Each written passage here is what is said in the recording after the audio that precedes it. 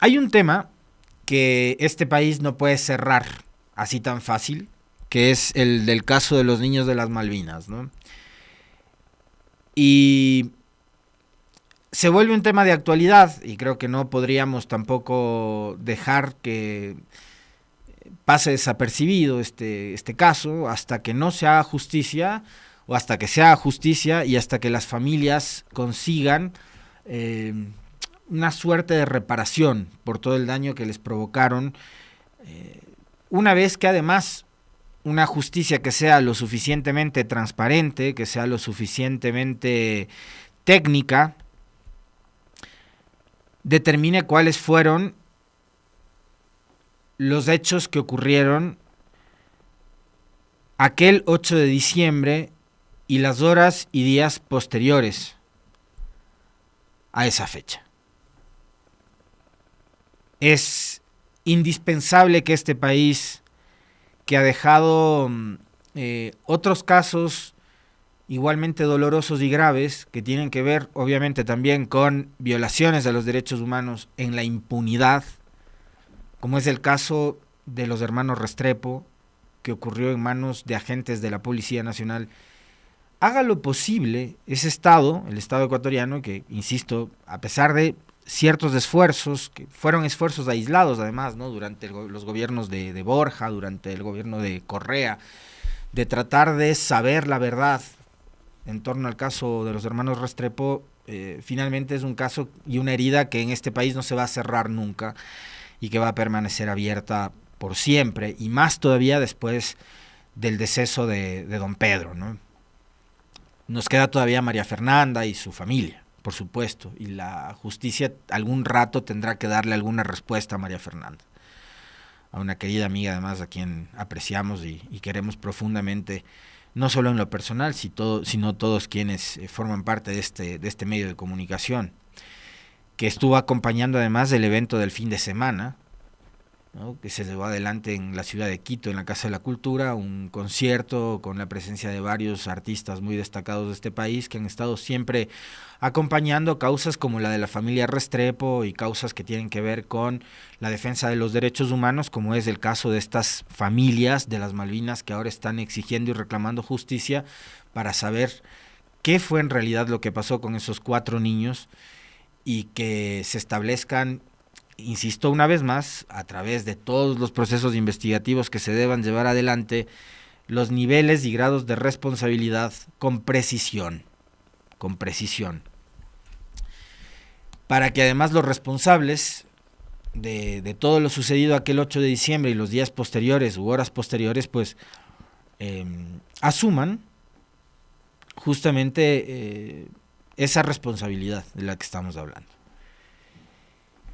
Lamentablemente, este es un caso que no ha dejado de ser manipulado y que, por lo doloroso que es, por la gravedad que conlleva, por la sensibilidad con la que hay que tratarlo, sorprende y sorprende ingratamente esas jugadas que para algunos pueden ser jugadas maestras, ¿no?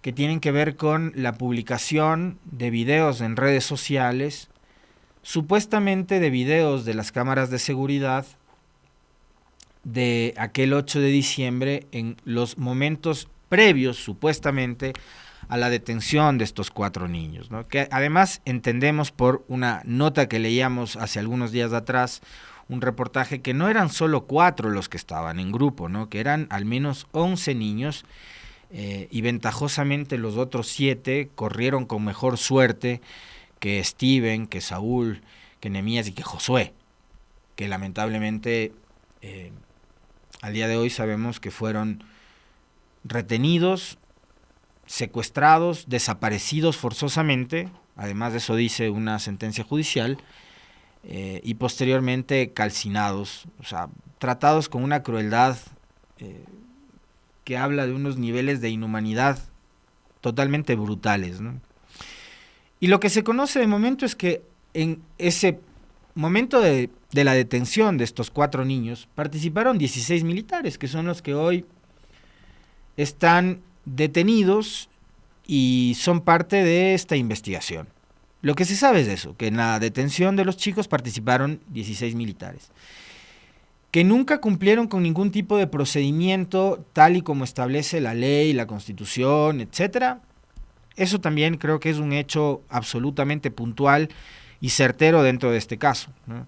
No hay un parte de la detención, no hay ningún documento, y lo que se conoce, además, se conoce solo por los testimonios de los otros 7 niños, por los testimonios de los propios militares que están detenidos y por lo que se vio de un video que circuló en los días posteriores, ¿no? En diciembre, en donde se ve claramente que son interceptados por una patrulla militar, que son subidos a una camioneta en donde además les maltratan, les pegan, les golpean en la cara a estos niños de entre 11 y 15 años, pero no se conoce nada más. Y no hay, como les digo, ningún documento oficial, ningún parte, que es, digamos, lo habitual cuando existe un procedimiento de este estilo. Y más todavía, después de ese encuadre perverso que intentaron posicionar y que ahora nuevamente tratan de retomar, de que los niños eran delincuentes, o de que los niños son delincuentes, y de que habían participado o habrían estado participando de un acto delincuencial. Primero, yo les invito a ustedes a recordar que el gobierno se demoró varios días, más de una semana, en reaccionar, y que de hecho fuimos los medios de comunicación, y en un principio pocos medios de comunicación, incluido este,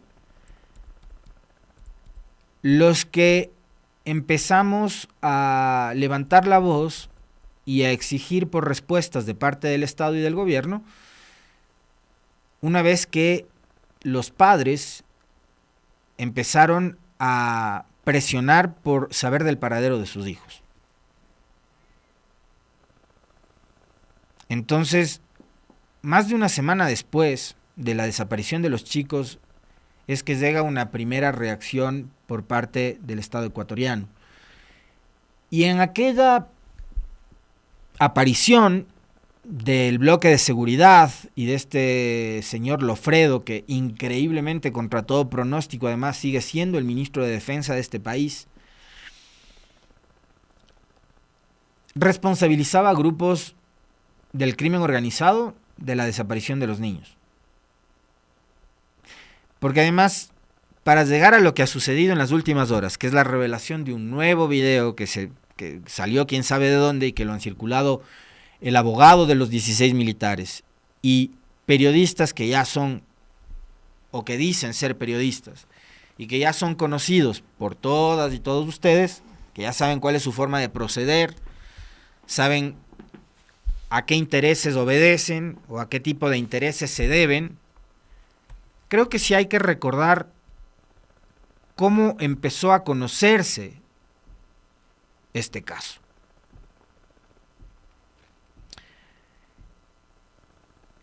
Y en la primera aparición que hace el ministro Lofredo y que hace el famoso bloque de seguridad del gobierno,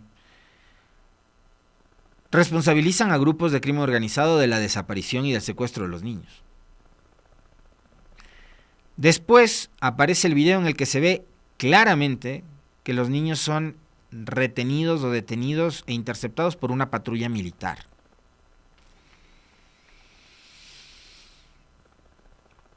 Ya que estamos en ese plan de paso, ¿no?, de pretender a esta hora nuevamente volver a uno de los encuadres que trató de posicionar el gobierno, las Fuerzas Armadas vergonzosamente también, yo quisiera preguntarles a los señores del ejército, para que digan también la verdad, ¿no? Porque acá lo que queremos saber es la verdad de absolutamente todo.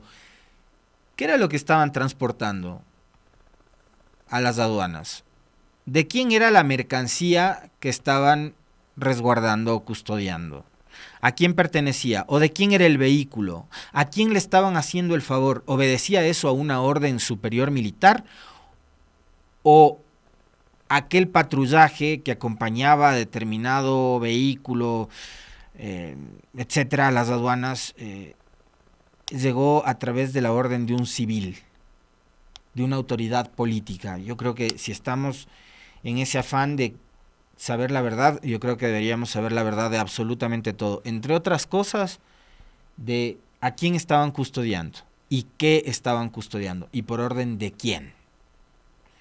Porque si era una orden militar, con lo metódicos, con lo disciplinados que son los señores militares, yo me imagino que esa orden debe estar escrita o debe estar registrada en alguna parte.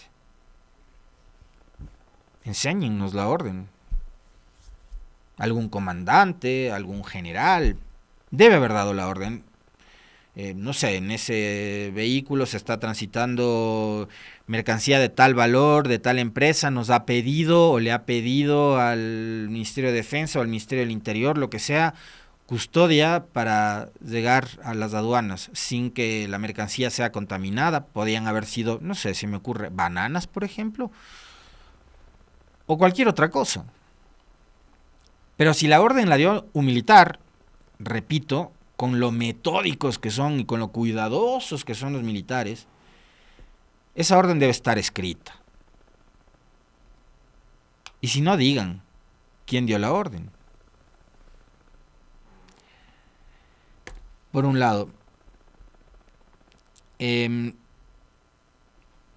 Después aparece ya no la narrativa del asunto de culpar a los grupos delincuenciales de la desaparición y secuestro, porque ya aparece el video en donde se ve a los militares llevándose a los chicos en la camioneta. Después aparece el relato del ministro Lofredo de decir que los niños eran delincuentes y que habían sido interceptados cometiendo un delito. Nunca pudieron probar eso. Hubiese sido muy fácil dar con el paradero de la víctima, con un caso que fue tan mediático, con un caso que circuló durante todo el mes de diciembre en todos los medios de comunicación, en todas las redes sociales, donde se comentó día, tarde y noche sobre este caso. Pudo haber aparecido la supuesta víctima de los chicos y no apareció. Entonces, primero se responsabilizó de la desaparición a grupos de crimen organizado, después se vio que fueron los militares los que los retuvieron, después se dijo que los niños eran delincuentes y ese mismo día, quiero que ustedes hagan memoria conmigo, yo no les voy a tratar como el presidente a ustedes, a mi audiencia, que sé que además es una audiencia muy crítica, como el presidente que ayer hablaba del tema de la venta de energía, dijo, la gente no entiende. No, la gente entiende muy bien. Son otros los que tratan a los ecuatorianos como que si fueran o fuéramos imbéciles, y no lo somos.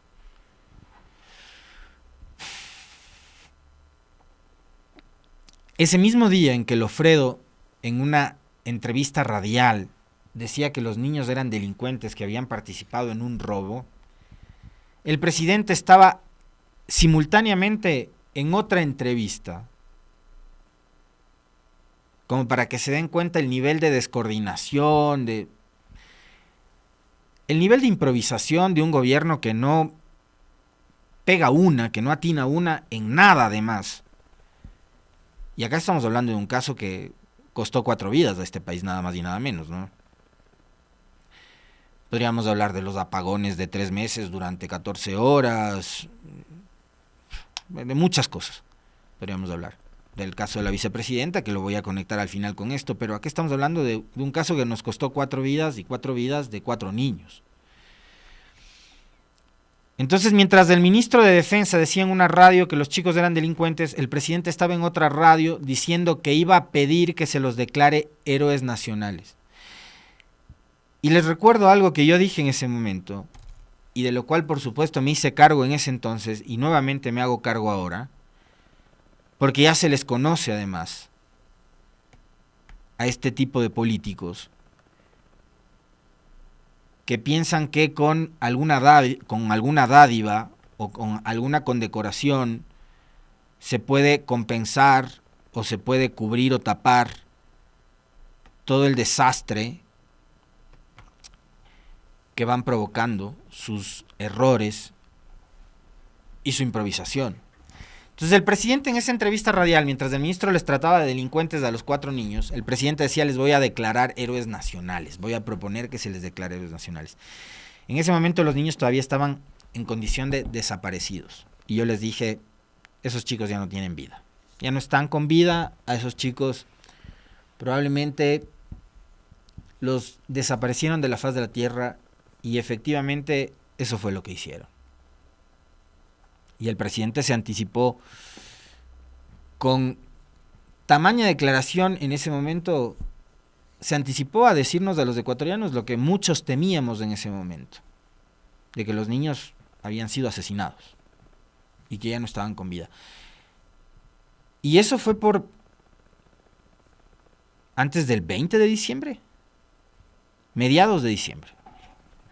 Finalmente se conoce del deceso de los chicos y de la forma espantosa en la que fueron asesinados el 31 de diciembre, final del mes.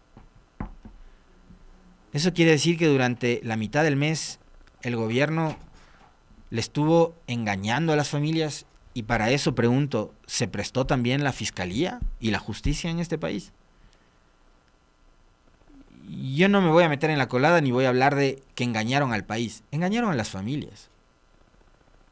A padres y madres de familia que han llorado, me imagino yo, incansablemente hasta no tener fuerzas, y que habrán gritado todo lo que habrán gritado y habrán llorado todo lo que habrán llorado para reclamar por la vida y después por los cuerpos de sus hijos.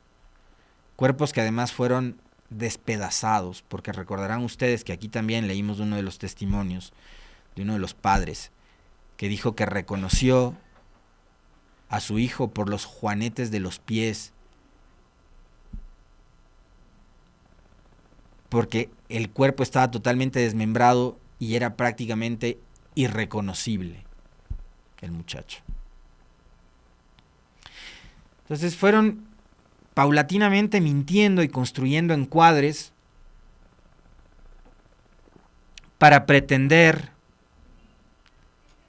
convencer a los ecuatorianos de una teoría, que además es la teoría que ha manejado el Ministerio de Defensa y el Gobierno Nacional. Teoría que hasta ahora la sostienen y buscan sostener, buscando una cosa nada más, buscando impunidad. Porque, y lamentablemente es así, fíjense, el estigma en contra de la policía por lo sucedido con los hermanos Restrepo les perseguirá y lo tendrán toda la vida.